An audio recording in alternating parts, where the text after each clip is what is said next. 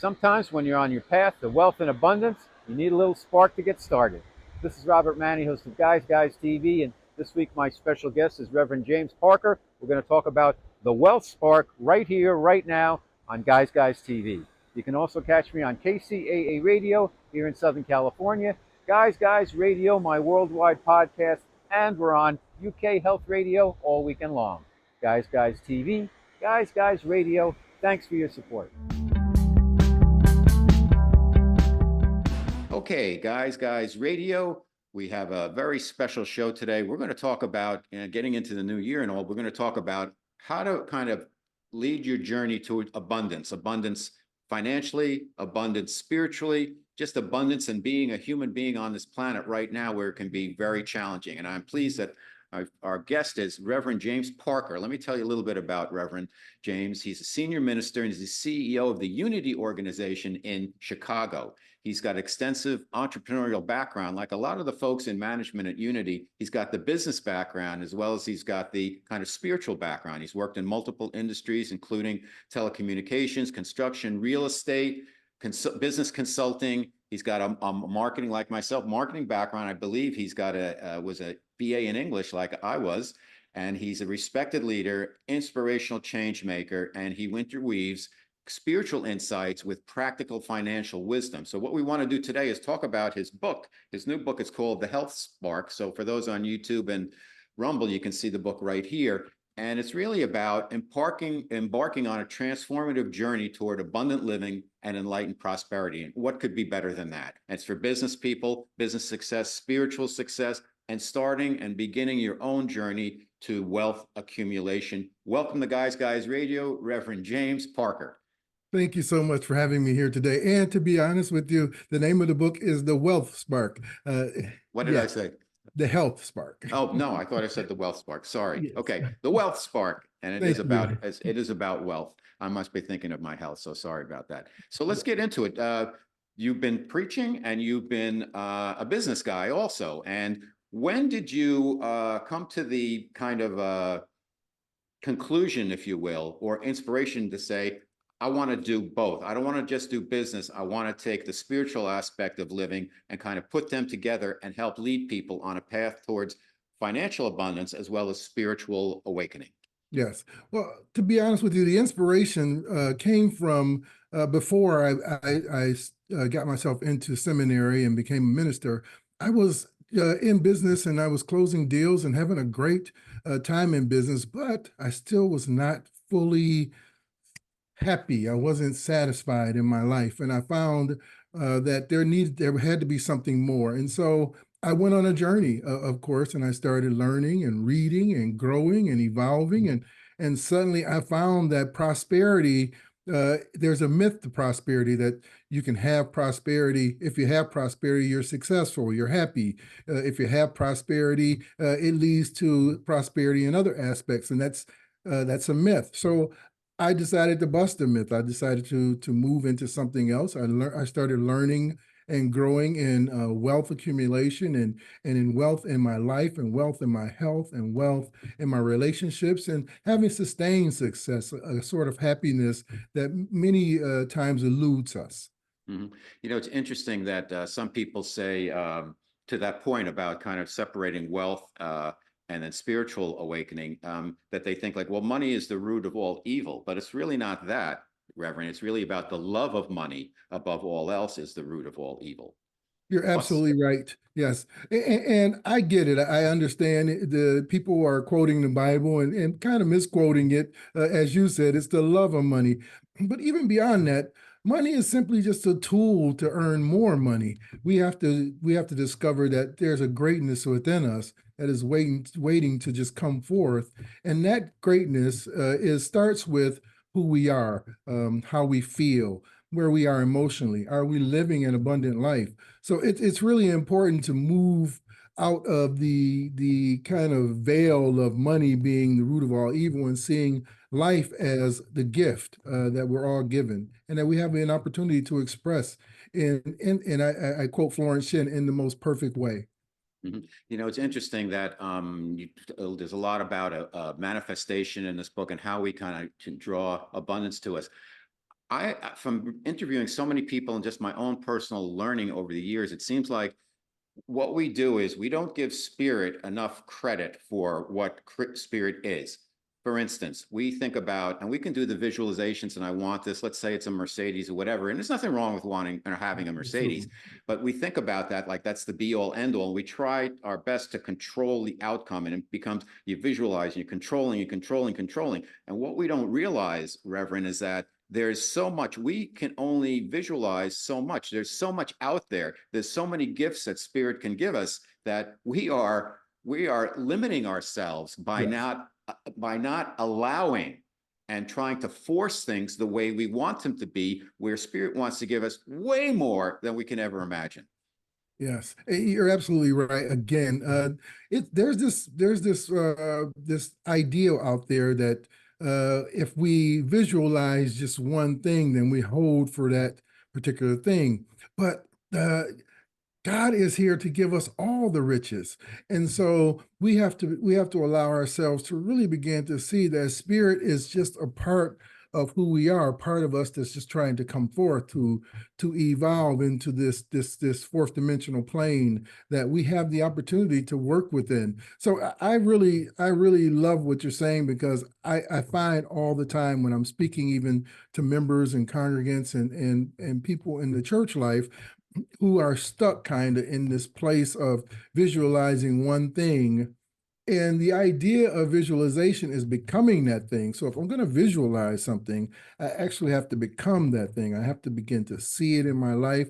I have to see it working out. I have to see the outcome. I have to begin living it. It's, the old phrase, walk the walk. I have to walk the walk in order to manifest or bring those particular things into existence.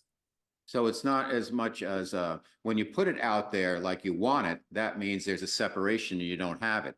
When you're doing Yes, your visualizations, you need to have the feelings, the sure. embodiment that I already have this, and the gratitude that comes with that. Absolutely. Yes. And that is where it all lies. I see people visualizing out there when the actual visualization happens inside of us.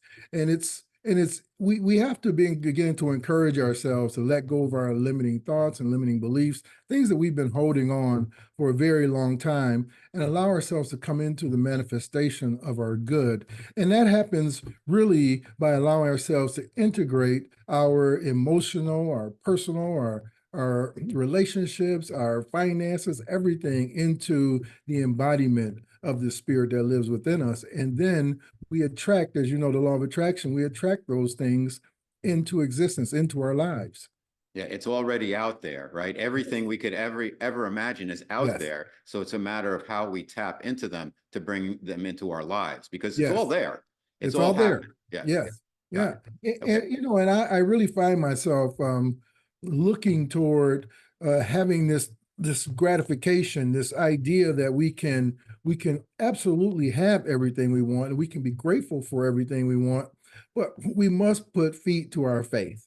We must do the work. And that's why I add so many practical strategies and Mhm. and tips in the book. So I want people to begin to do the work so that they can bring forth these manifestations. That's a great point, Reverend. My special guest on Guys Radio, Reverend James Parker, the Wealth Spark, right here on Guys Radio, igniting your path to abundance and success. So there's four tenets in the book. The first one is creating a wealth mindset. And that is so difficult for people, particularly if they're struggling and it's just paying the bills is it's overbearing for so many people, particularly in our country nowadays, where there's this wealth separation where a couple of Mhm. people have everything and the rest of us are kind of scrambling. And then there's a lot of people kind of at the quote unquote bottom who are really struggling and are Yes. forgotten and are getting taken advantage of also.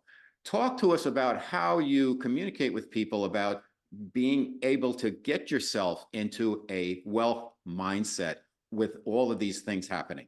Yeah, certainly. So I really like the idea of bringing people to starting out where we are, kind of this place of acceptance. And truly, the wealth mindset really it comes from the idea of, removing ourselves from these limiting and scarce beliefs. And honestly, many of these scarce beliefs we've been holding on to them our entire lives. There's this great saying that although our parents were the first to love us, they were also the first to wound us. And that saying is actually about, just us carrying things throughout our lives. We carry our parents' beliefs into our lives. We carry our grandparents' beliefs into our lives. So a lot of these things we've been holding on to, and one of those things happens to be that maybe we're not deserving, or we're not worthy, or that we're separated from our source. And those things are there could be nothing that could be so untrue than to believe that we're not worthy of success and abundance. And so we have to change that mindset. So we have to get into a wealth mindset, really allowing ourselves to begin to affirm our truth, to see our good coming forth, and to be grateful for what we have. There's just so much to be grateful for. There's no reason that we can't have a positive attitude today just by waking up in the morning. So we already wake up each day with wealth. Why not allow that to become more of a greater piece to our lives, to our experiences? I think so many great points there, Reverend. Waking up at first thing in the morning, gratitude. I think if we can all find something, we all have something to be grateful for, just as you said, opening your eyes. So hopefully you have a roof over your head. Many people don't. Hopefully you have food Sure. to eat. Some people don't. Yes. Hopefully you have, running water. Some people don't, but at least they're alive. And that begins hope. When you have hope, that can stimulate action. And you talk about then focusing on, making the focus not on what you don't have, but what can be. Focus on abundance. Be eager to Yes. learn and grow. Take Yes. calculated risks. Stay positive. Express gratitude. Talk to us about those things. Yes, so it's important for us to realize that success happens because we are practicing, and that we're what is it? We're exercising the muscle, the inner muscle. And so it's important for us, if we're going to be successful and abundant, to educate ourselves on basic things, financial basics, on being grateful each day, on how our relationships really matter, and allowing ourselves to move forth from that place. But also, we have to practice gratitude. We have to have a mindset from limiting and scarce beliefs to abundant thinking. We really just need to allow ourselves to just become open to our inner guide, our intuition.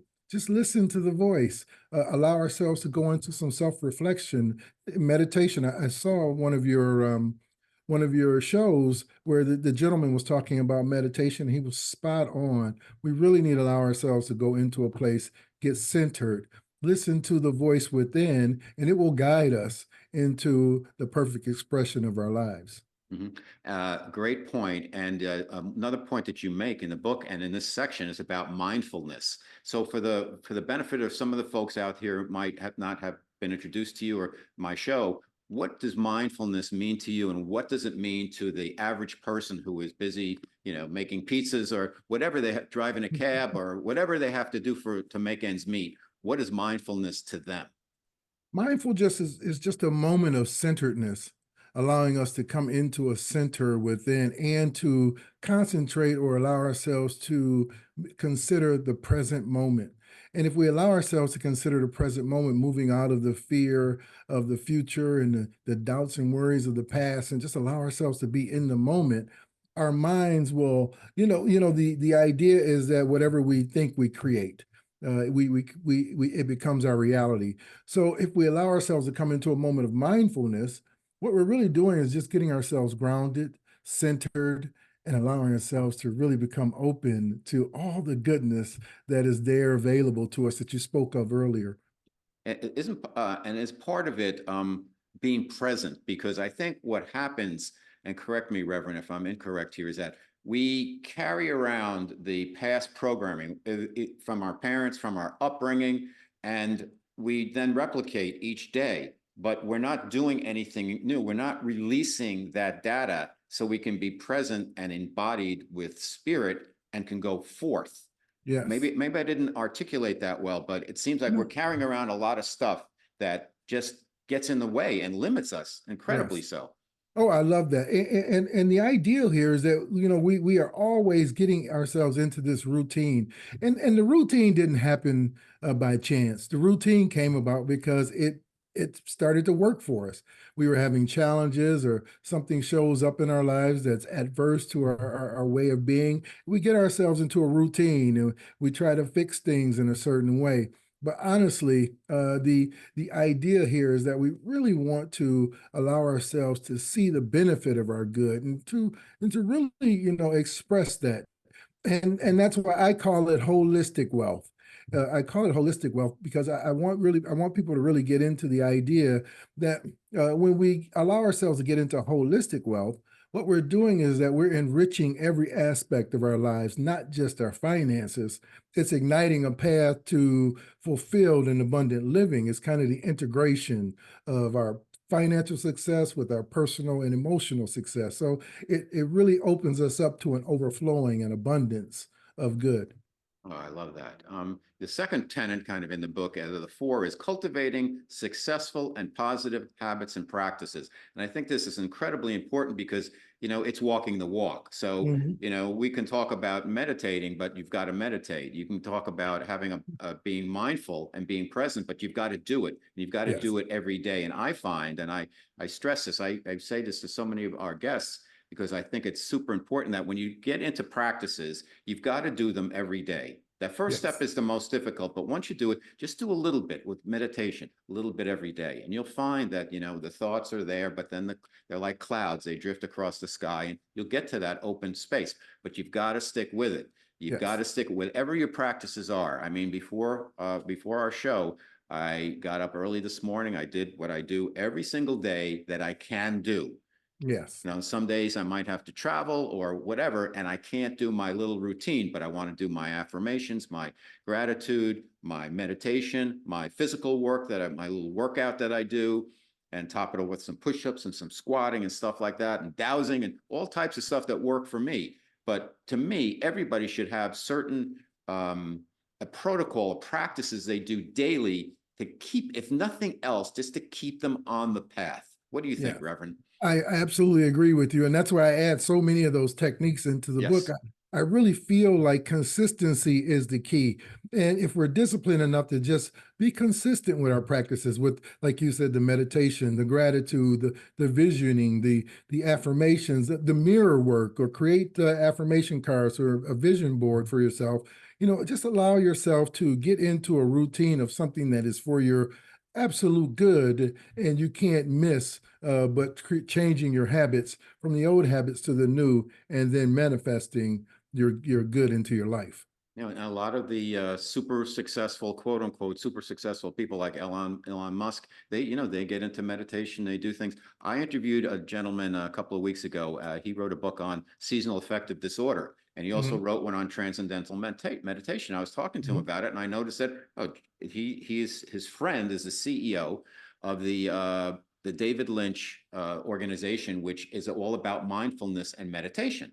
Sure. And I started reading about it and I got connected to this gentleman and he said, I want to have you learn TM. It's a new type of meditation for me. Sure. And it's like, great, it's a gift. That fell into my lap. And that's about being open for receiving. But the point is, all of these big time people, Jerry Seinfeld and a lot of musicians, a lot of other people are taking a time to find some me time early in the day before they get started. What Yes. do you think about the timing? Is it best first thing in the morning? Is that the time to do it before you get super busy? I would say first thing in the morning is an important and pivotal time, but I really believe that transcendental meditation, or just being mindful, Mhm. period, is an all day thing. Okay. Most people believe that prayer and meditation are things that have to happen at a particular time. And I don't want to quote the Bible, but in the book of, I want to say, John chapter 4. Jesus says, spirit, God is spirit, and spirit has to be worshiped, in spirit and truth. Spirit can be worshiped anywhere and at any time. So, yes, the morning is very important. But I believe that once you really get into the practice and you're doing it and you're consistent with it, you'll find yourself praying and meditating all day. It'll be Mhm. ceaseless prayer. And that's when it's so beautiful. You feel so good and so alive and so connected to your source. Oh, I love that. So it's not just about, okay, I did that, check, I go about my day. You bring it with you. And Yes. it's an undercurrent throughout everything you do throughout the day. Absolutely, and it becomes your armor, so to speak. You know, it really you really find yourself protected. You find yourself making sound decisions. You find your relationships are moving and developing. Everything just kind of works out when you just allow yourself to come into a stillness of mind and really just move forward with your life. A lot of what you talk about in the book, and my special guest, Reverend James Parker, we're talking about the wealth spark, is about habit transformation. We get embodied in these habits that we just have a hard time breaking through. So you talk about recognizing root cause, replacing negative with positive, being mindful, having an action plan, finding support, self-care, celebrate small wins. I don't want to give it away, but talk to us about those things and why they are important and how our listeners and viewers can kind of incorporate those little steps they can take to get started on this path of habit transformation. Yeah, you see, in a nutshell, these practices, the ones that you just mentioned, are really things that we can do in this moment. So I really wanted to put things in the book that would be simple ideas, simple concepts that have this enormous power to transform our lives. We're all here to transcend, even if it's from day to day or from month to month or from birthday to birthday, whatever that may be.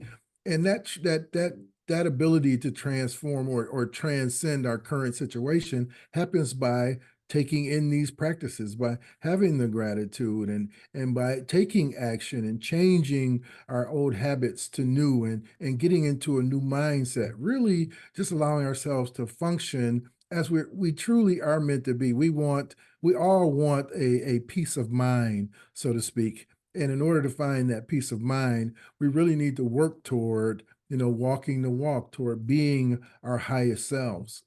I think some of the impediments to that are we come from a culture, a collective consciousness, which is I do this, I get that. I do Yes. this, I get that. I do this, Yes. I get that. And then the other part of that is timing.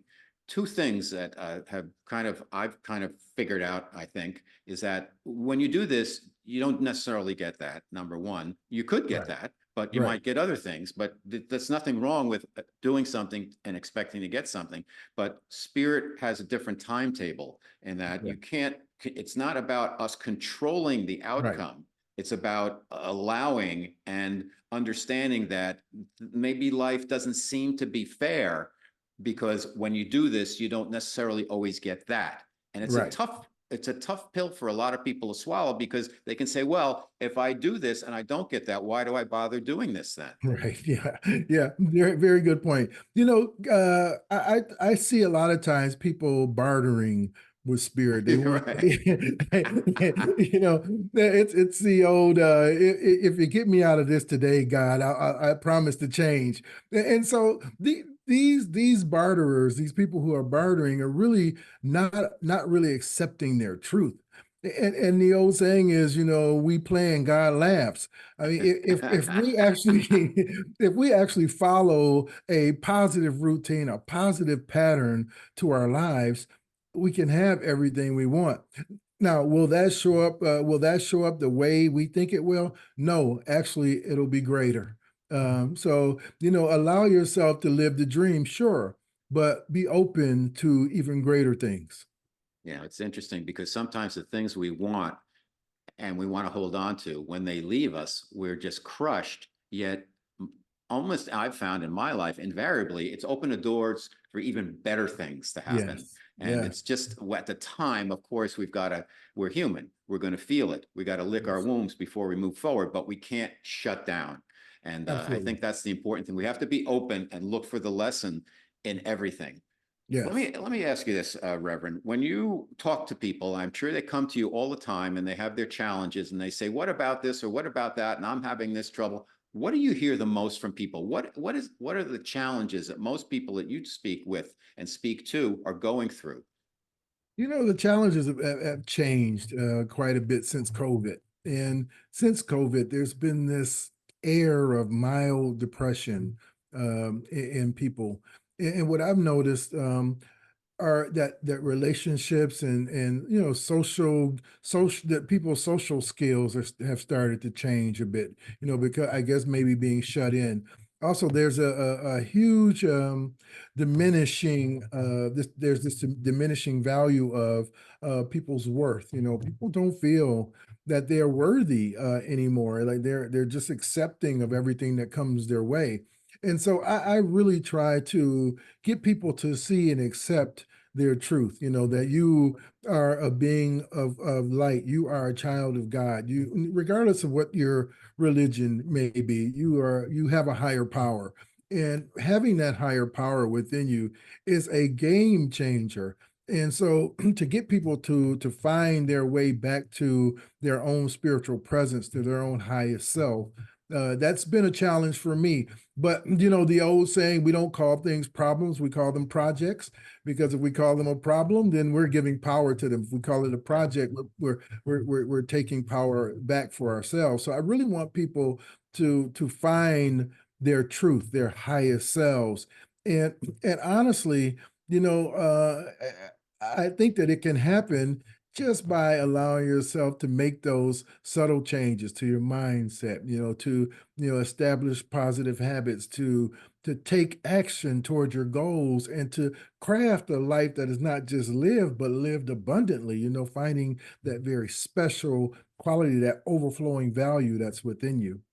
What do you think of, and this is a little bit off of the song sheet, but I think it's relative, and that is AI. AI is going to be part of our lives. It already is, whether we want to acknowledge it or not. It's going to get bigger and bigger. And I've actually seen folks putting out spiritual AI, where you can offer up a problem or an issue that you may have, and then the AI gives you some type of spiritually infused response. I I'm a little bit concerned about it because I see a separation between AI and humanity, and I'm not sure if we want to empower AI with spirituality in the same way as we do people. Yeah, yeah. I agree with you. To be honest, I don't think we can connect the two. AI could never have a soulful presence, and so in order to really get into the spirit of things within you and around you. You have to be able to enfold yourself into your own spiritual presence. AI could never touch that because it is such a soulful experience. Now, I do think that there's a place for AI in our world. There's a place for many things. Technology is going to happen, and there's no sense in us getting in the way of it.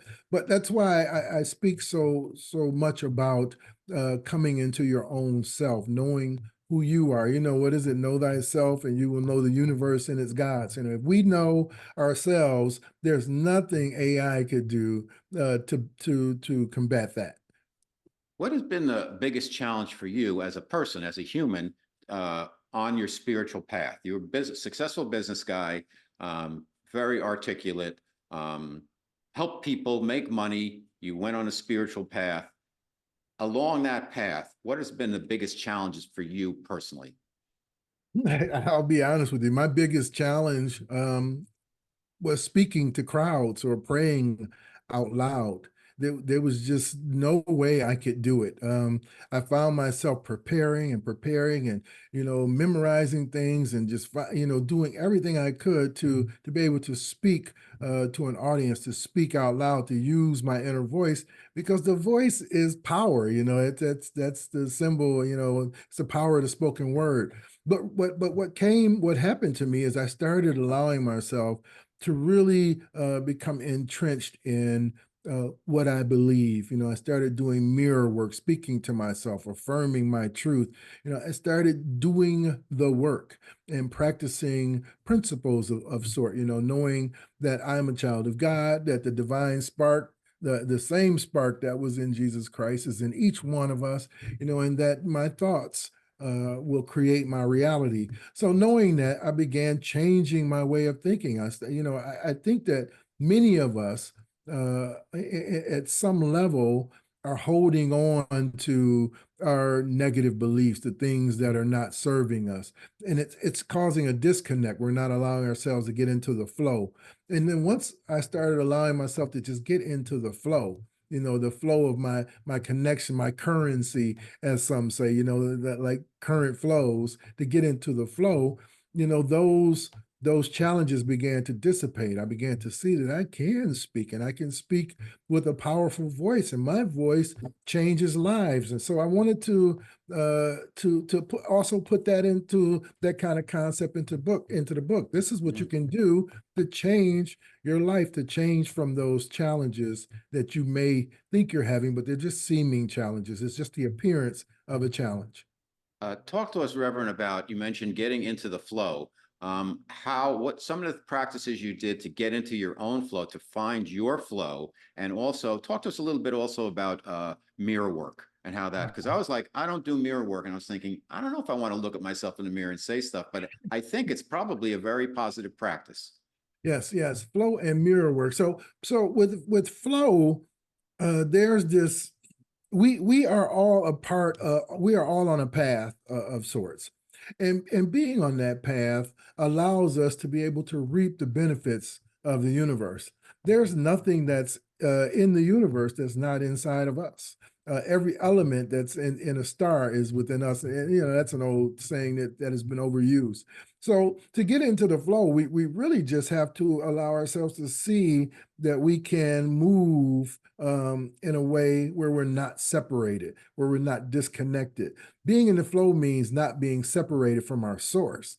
If we allow ourselves to be in our source, to come into an essence of love, to have a faith or a knowing in our truth, to really be guided by something that's greater than us, then we allow ourselves to be in the flow. And the mirror work really supports that, because by getting ourselves into a mirror and looking at ourselves and having some very positive statements to just follow through with each and every day, saying those statements to ourselves in the mirror, it begins to make changes within us. What does Gandhi say? We have to be the change we want to see in the world. So we really want to begin to visualize ourselves, see ourselves in that mirror, see our real selves, and affirm to ourselves our truth. We Now, are children of God. so for you don't have to tell us your what you say in the mirror, but for people starting out, what are some of the examples of things they could say to themselves to recognize the divinity within and to get themselves kind of stepping on that path for the first time, maybe? Yeah, that's a good. So in the mirror, we want to use I am statements, and we want Okay. those statements to be present, present tense statements. So I would say something like I am powerful beyond means. I am the greatest business person that I can be. I am financially successful. I am a truth talker. I am alive. I am open and receptive to spirit. Just allowing ourselves to really put something behind our I am that's positive, that's true, that's factual. I am a child of God. I am worthy. I am deserving. I am capable. Just continue to speak truth to ourselves, and it will begin to make that transformation inside of us, removing those scarce thoughts. It's kind of like, yeah, and I don't want to go on forever, but it's kind of like having a chalkboard. And so we all have this chalkboard that we have all these things written on that are not true about us. And so by getting in the mirror and doing the powerful work of visualizing and affirming a new Mm-hmm. truth, we slowly begin to erase the things on that chalkboard. We change things from a subconscious level, and then we begin to express greater experiences into our lives. I find that's so beautiful. Thank you, Reverend. That I collect a lot of I ams and I write them down. Now I have this stack of index cards and I Yes, flip through them every morning. And just one thing I say out loud is, I am divinely guided and yes, protected at all times.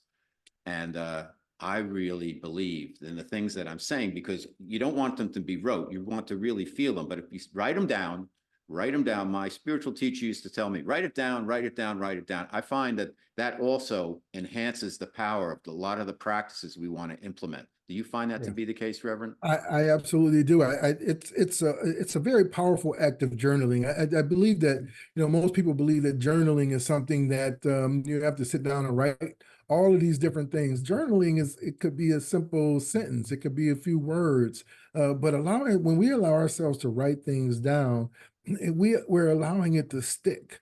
And so writing it down just reinforces what we truly believe inside, and then to speak it into a mirror or into existence is the perfect way to create the transformation.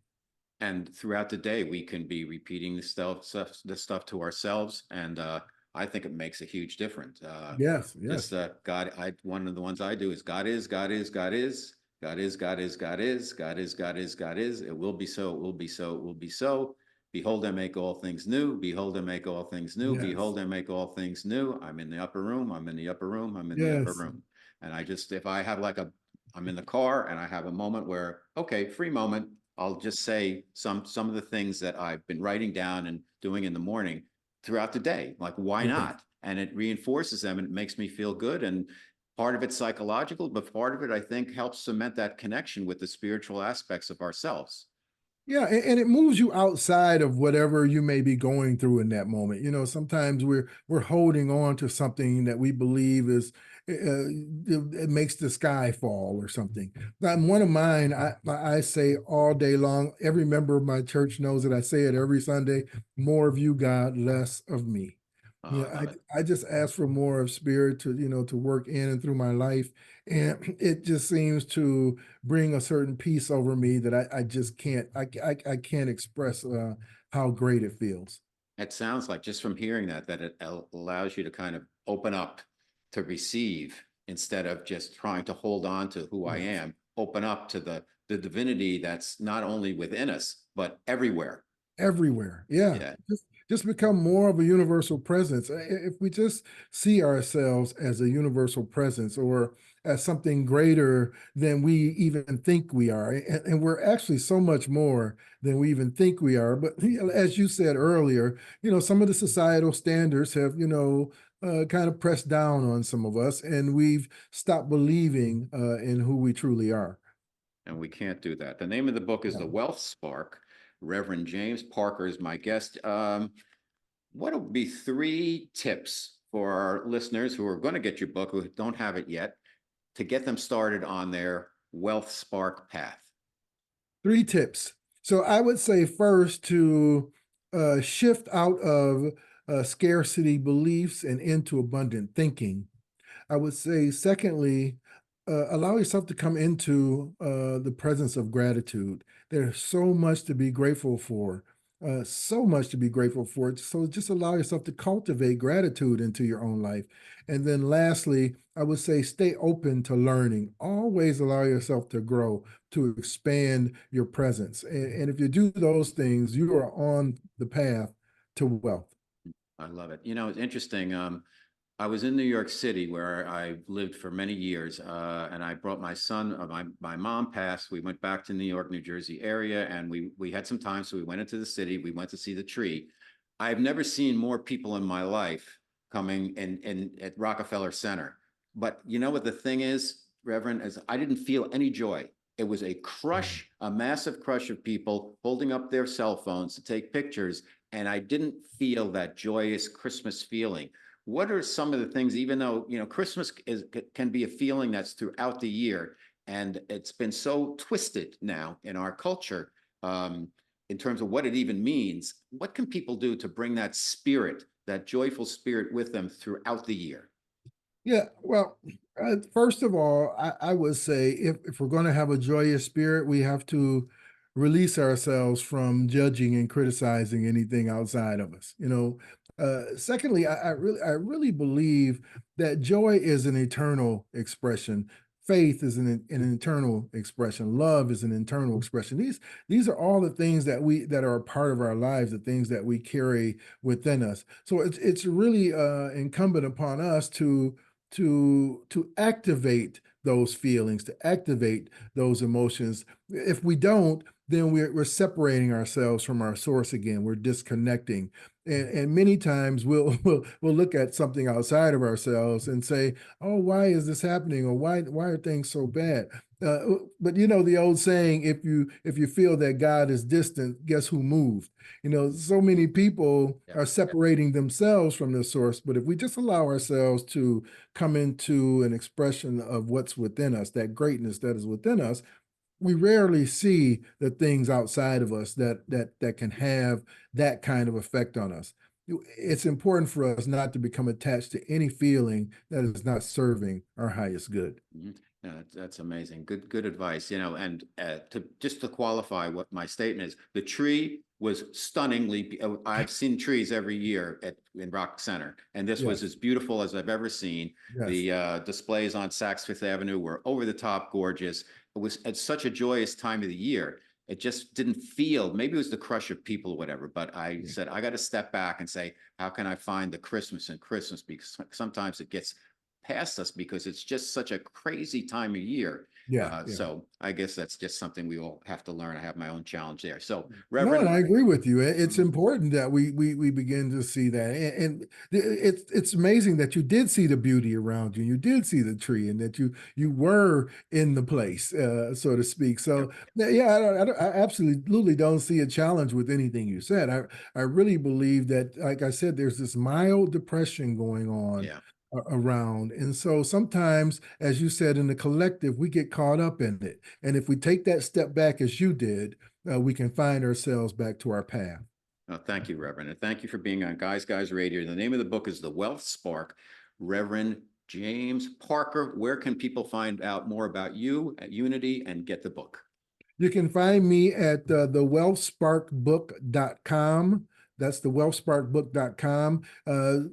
Contact me if you feel like it. I always return any messages that come through to me. I'm really happy to have this opportunity to be with you today. And the WellSpark is my baby. So, you know, it's just something that I really feel good about. And I'm really happy to be on your show today. Thank you. Well, congratulations. God bless. Keep doing the work you're doing, Reverend. We need more people like you helping us. Thank you. God bless you too, my friend. Have a great Okay. new year. If Thank you you. enjoy the content and guests I bring you each and every week to Guys TV and Guys Radio, please support us by subscribing to our channels and platforms. Thank you.